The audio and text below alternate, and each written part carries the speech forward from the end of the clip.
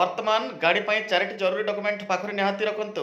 ଯଦି ଆପଣଙ୍କ ପାଖରେ ଗୋଟେ 2 ଚକିଆ ବାଇକ୍ ଅଛି ଆଉ ଆପଣମାନେ ଏପର୍ଯ୍ୟନ୍ତ 4ଟି ଡକୁମେଣ୍ଟ ତିଆରି କରିନାହାନ୍ତି, ତାହେଲେ ଫେବୃଆରୀ 1ରୁ ଆପଣଙ୍କଠାରୁ ଗୋଟେ ମୋଟା ଅଙ୍କର ଫାଇନ୍ ଆଦାୟ କରାଯିବ।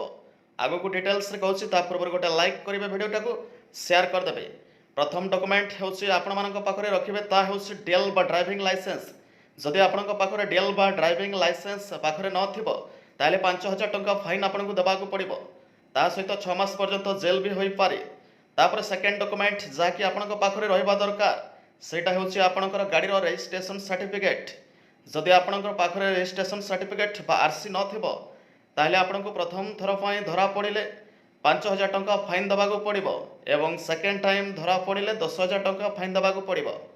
ତାପରେ ଆପଣଙ୍କ 3 ନମ୍ବର ଡକୁମେଣ୍ଟଟି ଆପଣଙ୍କ ପାଖରେ ରହିବା ଦରକାର, ସେଇଟା ହେଉଛି ଆପଣଙ୍କର ପଲ୍ୟୁସନ୍ ସାର୍ଟିଫିକେଟ୍, ଯାହାକୁ ନେଇକି ବର୍ତ୍ତମାନ ସରକାର ଷ୍ଟ୍ରିକ୍ଟ ନିୟମ ମଧ୍ୟ ଆଣିଛନ୍ତି ଏବଂ ଯେଉଁମାନଙ୍କ ପାଖରେ ପଲ୍ୟୁସନ୍ ସାର୍ଟିଫିକେଟ୍ ନଥିବ ସେମାନଙ୍କୁ 10,000 ଟଙ୍କାର ଫାଇନ୍ ଲଗାଯିବା ସହିତ ଯେଉଁମାନଙ୍କ ପାଖରେ ପଲ୍ୟୁସନ୍ ସାର୍ଟିଫିକେଟ୍ ନଥିବ ସେମାନଙ୍କୁ ଗ୍ରୀନ୍ ଷ୍ଟିକର୍ ମଧ୍ୟ ମିଳିବ ନାହିଁ, ଯାହାଦ୍ୱାରା ଆପଣଙ୍କୁ ପେଟ୍ରୋଲ କିମ୍ବା ଡିଜେଲ ମିଳିପାରିବ ନାହିଁ। ତାପରେ ଦେଖନ୍ତୁ 4 ନମ୍ବର ଡକୁମେଣ୍ଟ ହେଉଛି ଇନ୍ସୁରାନ୍ସ। ଯଦି ଆପଣଙ୍କ ପାଖରେ ଆପଣଙ୍କ ଗାଡ଼ିର ଇନ୍ସୁରାନ୍ସ ନଥିବ, ତାହେଲେ ପ୍ରଥମ ଥର ପାଇଁ ଧରା ପଡ଼ିଲେ 2,000 ଟଙ୍କା ଫାଇନ୍ ଦେବେ ଏବଂ ସେକେଣ୍ଡ ଟାଇମ୍ ଧରା ପଡ଼ିଲେ 4,000 ଟଙ୍କା ଫାଇନ୍ ଦେବାକୁ ପଡ଼ିବ। ଯଦି ଭିଡ଼ିଓଟା ଆପଣମାନଙ୍କୁ ଇନଫର୍ମେଟିଭ୍ ଲାଗିଥିବ, ଭିଡ଼ିଓଟାକୁ ସମସ୍ତଙ୍କ ପାଖକୁ ସେୟାର କରିଦେବେ ଏବଂ ଚ୍ୟାନେଲକୁ ସବସ୍କ୍ରାଇବ୍ କରିଦେବେ। ରହିଲି, ଜୟ ଜଗନ୍ନାଥ।